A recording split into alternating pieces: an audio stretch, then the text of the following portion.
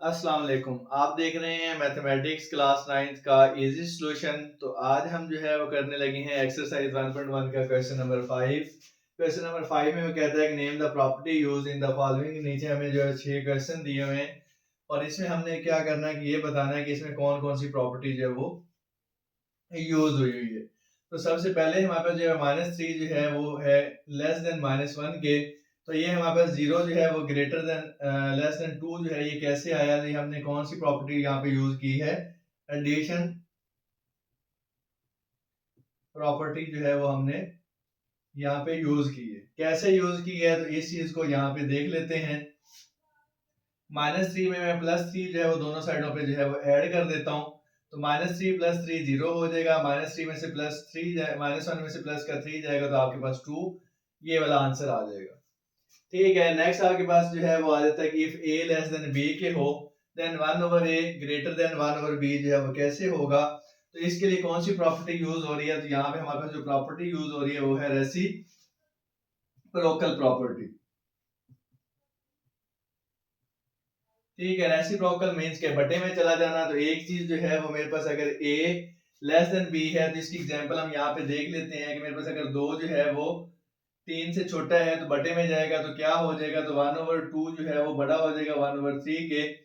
कैसे बड़ा हो जाएगा, तो हमने पढ़ा हुआ है कि बटे के नीचे वैल्यू जो है वो जितनी बड़ी हो वो उतनी छोटी होती है और जितनी छोटी हो वो उतनी बड़ी होती है। तो 3 बड़ा है ये छोटा हो जाएगा और 2 छोटा है वो बड़ा हो जाएगा। नेक्स्ट हमारे पास जो है वो आ जाता है कि if a less than b हो then a plus c b plus c के हो, तो इस इनइक्वालिटी के ऊपर फर्क ना आ रहा हो तो यहाँ भी हम जो है वो कौन सी प्रॉपर्टी यूज कर रहे हैं, एडिशन प्रॉपर्टी जो है वो यूज कर रहे हैं। कैसे यूज हो रही है तो इस चीज को हम यहाँ पे देख लेते हैं कि फॉर एग्जांपल 2 जो है वो मेरा 3 से छोटा है। तो मैं सी एक नंबर जो है वो कौन सा ले लेता हूँ, सी में नंबर ले लेता हूँ 4 को। तो मैं 2 जमा 4 कर लेता हूँ और 3 जमा 4 कर लेता हूँ तो 6 जमा ये 7 बन जाएगा। तो यहाँ पे देखें कि हमने सी जो है वो दोनों साइडों पे ऐड किया, तो ऐड करने के बाद भी जो है इसकी इस इनइक्वालिटी के ऊपर फर्क नहीं आ रहा। तो 6 जो है वो 7 से छोटा ही है। ठीक है, नेक्स्ट हमारे पास जो है वो आ जाता है कि if A C less than B C की हो और सी आपके पास ग्रेटर देन 0 हो, तो फिर क्या होगा कि ए आपके पास किस तरह की शेप देगा। तो यहाँ पे हमारे पास जो है वो मल्टीप्लिकेटिव प्रॉपर्टी आ जाती है।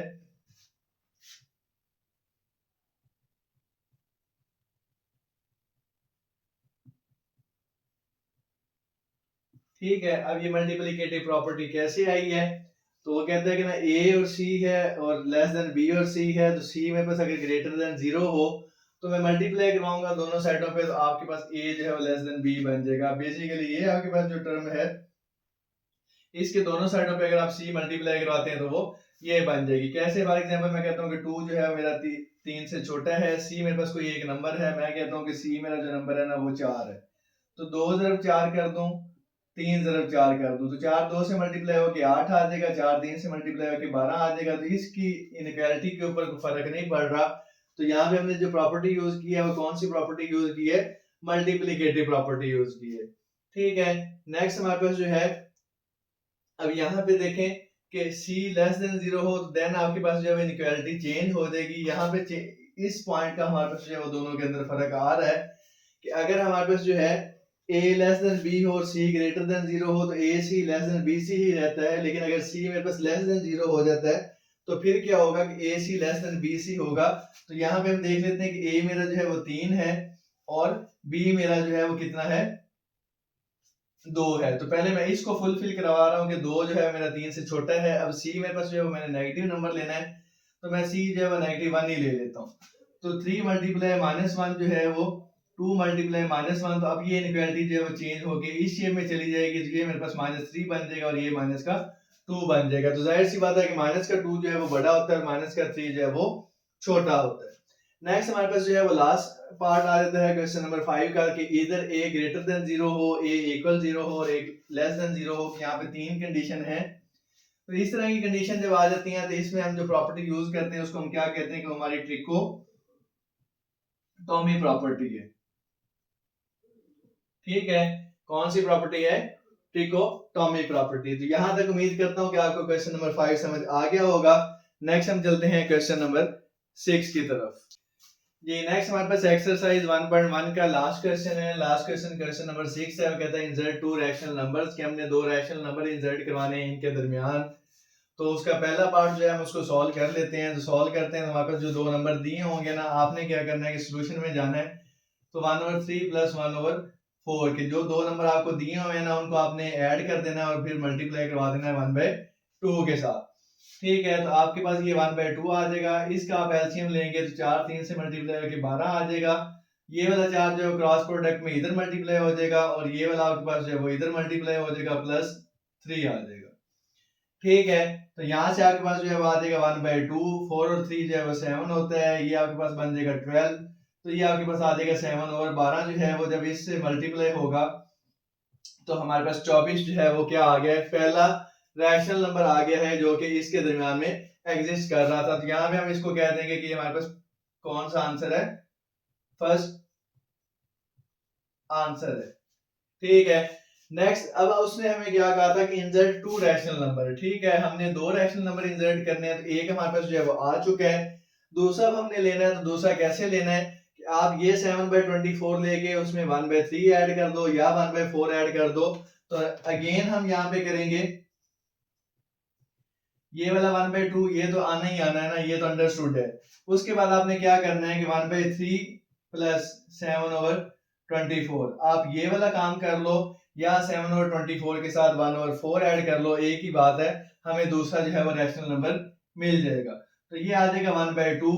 24 और 3 जो है इसका अगर हम एलसीएम लेते हैं यहाँ पे, ये वाला प्रोसेस अप्लाई करने के बाद कि यहाँ पे हमारे पास 3 है और यहाँ पे 24 है, तो 3 पे जाएगा। सबसे पहले तो हम इसको 2 पे लेके जाएंगे, तो ये हमारे पास 12 आ जाएगा। फिर इसको 2 पे लेके जाएंगे, 6 आ जाएगा। फिर इसको 2 पे लेके जाएंगे, 3 आ जाएगा। फिर ये 3 पे जाएगा और ये 1 3 2 से मल्टीप्लाई होगा, 6 6 2 से मल्टीप्लाई होगा, 12 हो जाएगा। 12 जो है 2 से मल्टीप्लाई करके 24। तो यहाँ पे हमारे पास जो एलसीएम है वो कितना आ जाएगा, 24 के। 24 जो है 3 पे डिवाइड होगा, तो यहाँ पे हमारे पास जो है 8 आ जाएगा और यहाँ पे 7 आ जाएगा। ठीक है, तो ये हमारे पास जो है बन जाएगा 1/2। 8 और 7 जो है आपके पास 15 बन जाता है, बटे में आपके पास जो है वो 24 है। तो ऊपर वाली रकम ऊपर मल्टीप्लाई होगी और नीचे वाली नीचे मल्टीप्लाई होगी। तो ये हमारे पास जो है 48, ये हमारा जो है वो दूसरा रैशनल नंबर जो है वो आ गया। इसको हम क्या कहेंगे कि हमारा सेकंड आंसर है। ठीक है, उसने हमें दो रैशनल नंबर की बात करी थी। पहला हमने ये फाइंड कर लिया 7/24 और दूसरा हमने क्या फाइंड कर लिया 15/48 के।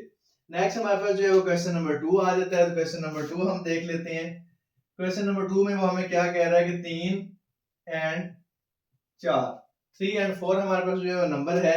हमने क्या करना है कि इसके दरमियान दो रैशनल नंबर एग्जिस्ट करवाने हैं। तो एग्जिस्ट करवा देते हैं जी। पहले हम क्या करेंगे कि ये 1/2 फार्मूले वाला और जो दो नंबर हैं उनको ऐड कर देंगे।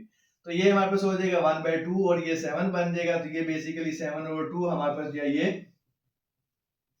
फर्स्ट आंसर आ चुका है। ठीक है, उसके बाद हमने क्या करना है, या आपने पहली रकम के साथ अगेन ऐड करना है या दूसरी के साथ। तो पीछे वाले क्वेश्चन में मैंने पहली रकम के साथ ऐड किया था, अब इसको दूसरी रकम के साथ ऐड करके देख लेते हैं। तो यहाँ से अगेन हमारे पास जो आ जाएगा 1/2 फार्मूले वाला 7/2 है और मैं अब 4 ऐड कर रहा हूँ। पहले मैंने पिछले क्वेश्चन में पहला नंबर ऐड किया था, अब मैं पहला छोड़ के दूसरा ऐड कर रहा हूँ। तो यहाँ पे मेरे पास जो आ जाएगा 1/2, ये आ जाएगा 7 प्लस 8/2 के।